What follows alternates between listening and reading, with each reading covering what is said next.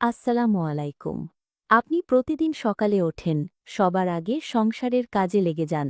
আপনি নামাজ পড়েন, রোজা রাখেন, সন্তানদের সামলান, স্বামীর খেদমত করেন। পুরো একটি পরিবারকে নিজের কাঁধে বয়ে বেড়ান। আপনার জীবনের বেশিরভাগ সময়ই তো কেটে যায় অন্যের মুখে হাসি ফোটাতে ফোটাতে। কিন্তু বোন, দিনের শেষে যখন চারপাশ শান্ত হয়ে যায়, কখনো কি নিজের দিকে তাকিয়ে একটা প্রশ্ন করেছেন? আপনার এই ছোট ছোট অভ্যাস, আপনার প্রতিদিনের কিছু কথা, আপনার কিছু লুকানো কাজ আপনাকে ঠিক কোন দিকে নিয়ে যাচ্ছে? জান্নাতের স্নিগ্ধ বাগানের দিকে, নাকি জাহান্নামের ভয়াবহ আগুনের দিকে? আজকের এই ভিডিওতে আমরা কাউকে বিচার করব না। কে ভালো, কে খারাপ, সেই ফতোয়া দেওয়ার জন্য আজ আমরা এখানে বসিনি। আজ আমরা শুধু একটা কাজ করব, আর তা হল নিজেকে যাচাই করা। নিজের মনের আয়নার সামনে দাঁড়িয়ে আজ আমরা নিজেদের প্রশ্ন করব। কারণ দুনিয়ার সব মানুষের চোখে আপনি খুব ভালো মানুষ হতে পারেন, কিন্তু আপনার রবের কাছে আপনার অবস্থান কি, সেটা জানার সবচেয়ে বেশি জরুরি। একটু সময় নিন, হাতের কাজটা একটু থামান, মন দিয়ে কথাগুলো শুনুন। হয়তো আজকের এই কয়েক মিনিটের আলোচনা আপনার দুনিয়া এবং আখেরাতের ভাগ্যকে চিরতরে বদলে দিতে পারে। পবিত্র কুরআনে আল্লাহ সুবহানাহু ওয়া তাআলা জান্নাতের সুসংবাদ দিয়েছেন তাদের জন্য যাদের অন্তরে তাকওয়া বা আল্লাহর ভয় আছে। সূরা আল ইমরানের ১৩৩ নম্বর আয়াতে আল্লাহ বলছেন, তোমরা তোমাদের রবের ক্ষমার দিকে এবং সেই জান্নাতের দিকে ছুটে চলো যার বিশালতা আসমান ও জামিনের সমান, যা প্রস্তুত রাখা হয়েছে মুত্তাকিদের জন্য। অন্যদিকে আল্লাহ জাহান্নামের কঠিন শাস্তির কথাও বারবার মনে করিয়ে দিয়েছেন, যাতে আমরা সতর্ক হই। বোন, আপনার হয়তো মনে হতে পারে, আমি তো বড় কোনো গুনাহ করি না, আমি কেন জাহান্নামে যাব? এখানেই আমাদের প্রিয় নবী মুহাম্মদ সাল্লাল্লাহু আলাইহি ওয়াসাল্লাম আমাদের জন্য একটি অত্যন্ত জরুরি কিন্তু ভয়ঙ্কর সতর্কবার্তা দিয়ে গেছেন। সাহি বুখারীর একটি হাদিসে এসেছে, রসুল সাল্লাল্লাহু আলাইহি ওয়াসাল্লাম একবার সাহাবীদের বললেন, তাকে জাহান্নাম দেখানো হয়েছে এবং তিনি দেখেছেন সেখানে নারীদের সংখ্যাই সবচেয়ে বেশি। সাহাবীরা অবাক হয়ে জিজ্ঞেস করলেন, ইয়া রাসূলাল্লাহ, কেন? তিনি উত্তর দিলেন দুটি কারণে। এক, তারা বেশি বেশি অভিশাপ দেয়, এবং দুই, তারা স্বামীর অকৃতজ্ঞ হয়। বোন আমার, একটু থামুন। রাসূল সাল্লাল্লাহু আলাইহি ওয়াসাল্লাম এই কথাটি নারীদেরকে অপমান করার জন্য বা চূড়ান্তভাবে জাহান্নামী ঘোষণা করার জন্য বলেননি।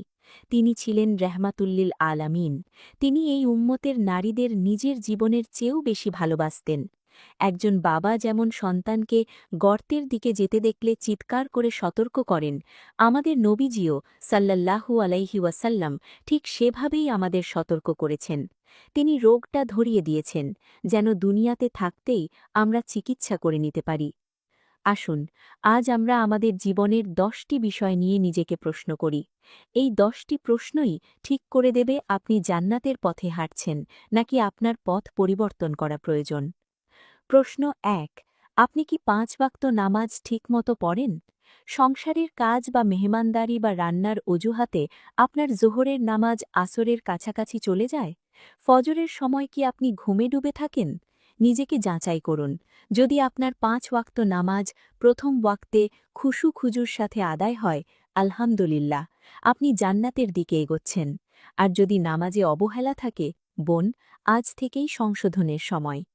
প্রশ্ন ২, আপনি কি পর্দা ও শালীনতা মেনে চলেন?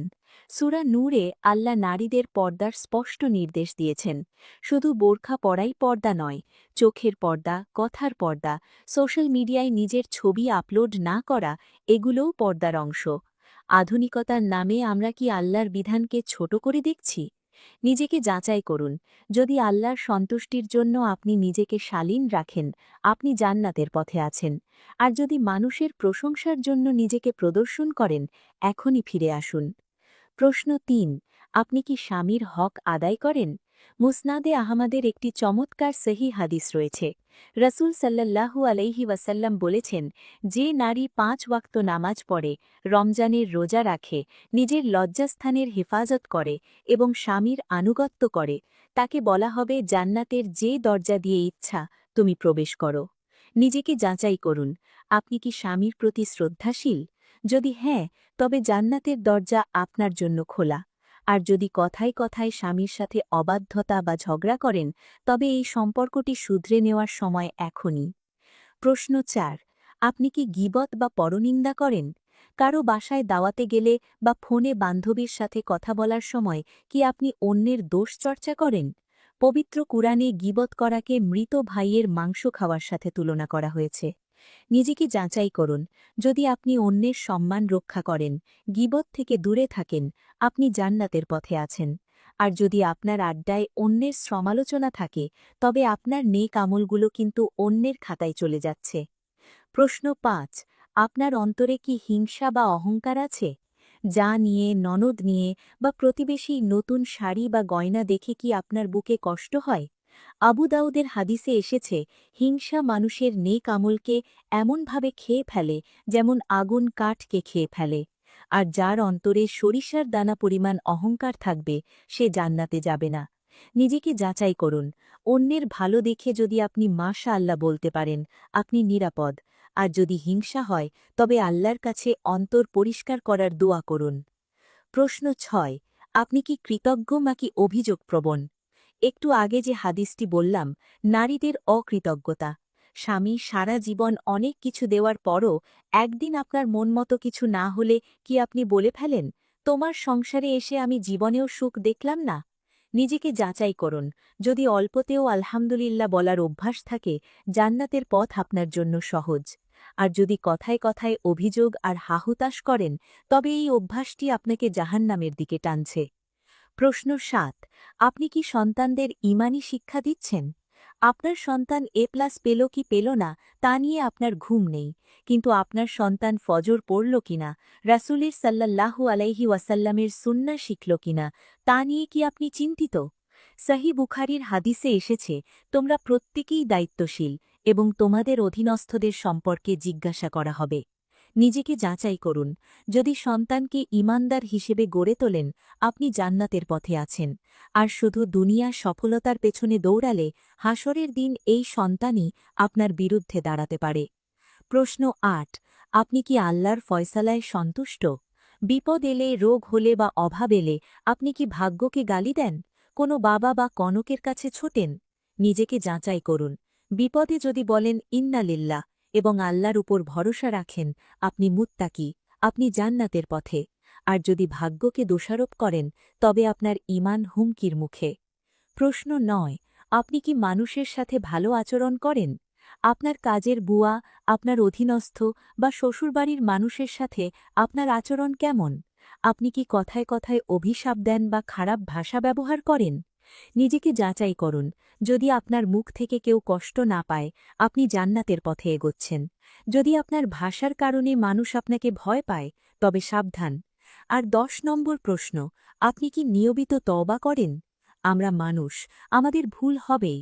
সুনান ইবনে মাজার হাদিসে আছে, আদম সন্তান মাত্রই পাপী, আর পাপীদের মধ্যে শ্রেষ্ঠ হল তারা, যারা তওবা করে। নিজেকে যাচাই করুন। দিন শেষে ঘুমোতে যাওয়ার আগে যদি আপনি আল্লাহর কাছে চোখের পানি ফেলে মাফ চাইতে পারেন, তবে জান্নাত আপনার জন্যই অপেক্ষা করছে। আমার প্রিয় বোন, এই ১০টি প্রশ্ন শোনার পর আপনার কি খুব কান্না পাচ্ছে? মনে হচ্ছে, আমার তো অনেক ঘাটতি, আমি তো শেষ, আমার বোধহয় আর জান্নাত পাওয়া হবে না। না বোন, একদম হতাশ হবেন না। শয়তান চায় আপনি নিরাশ হয়ে যান। কিন্তু আমাদের রব, মহান আল্লাহ তাআলা, কি বলেন জানেন?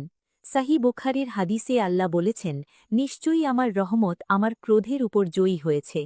আমাদের রবের দয়া এত বিশাল যে আপনার জীবনের অতীতের সমস্ত গুনাহ, সমস্ত ত্রুটি তিনি এক নিমিষেই মুছে দিতে পারেন। একটি রাতের অন্ধকার, জায়নামাজে আপনার একটি সিজদা আর অনুতপ্ত হৃদয়ের এক ফোঁটা চোখের পানি আপনার পুরো জীবনের ভাগ্য বদলে দেওয়ার জন্য যথেষ্ট। ভুলে যাবেন না বোন, একজন নারী চাইলে তার পুরো ঘরকে জান্নাতের টুকরো বানাতে পারে। মা হিসেবে যখন আপনি একজন নেককার সন্তান বড় করেন, আপনার মৃত্যুর পরও আপনার আমলনামায় সোয়াব যেতে থাকে। স্বামী হিসেবে যখন আপনি আপনার স্বামীকে দ্বীনের পথে সাহস দেন, আপনি জান্নাতের পথে তার সঙ্গী হয়ে যান। ফাতিমা, ফাতিমা কিংবা ফিরাউনের স্ত্রী আসিয়া, এরা তো নারীই ছিলেন। আল্লাহ তাআলা তাদের জন্য জান্নাতে নিজ হাতে ঘর বানিয়েছেন। আপনিও তাদেরই উত্তরসূরি। আজ রাতে যখন চারপাশ নীরব হয়ে যাবে, আয়নার সামনে দাঁড়িয়ে নিজের চোখের দিকে তাকাবেন। নিজেকে খুব সততার সাথে প্রশ্ন করবেন, আমি কোন পথে হাঁটছি? এই পথ কি আমাকে আমার রবের কাছে নিয়ে যাবে? হয়তো অতীত অনেক ভুলে ভরা, হয়তো অনেক নামাজ ছুটে গেছে, হয়তো অনেক গীবত করে ফেলেছেন, স্বামীর সাথে অনেক অন্যায় করে ফেলেছেন, কিন্তু মনে রাখবেন, যতক্ষণ আপনার বুকে শ্বাস আছে, তওবার দরজা এখনও খোলা। এখনই সময় ফিরে আসার।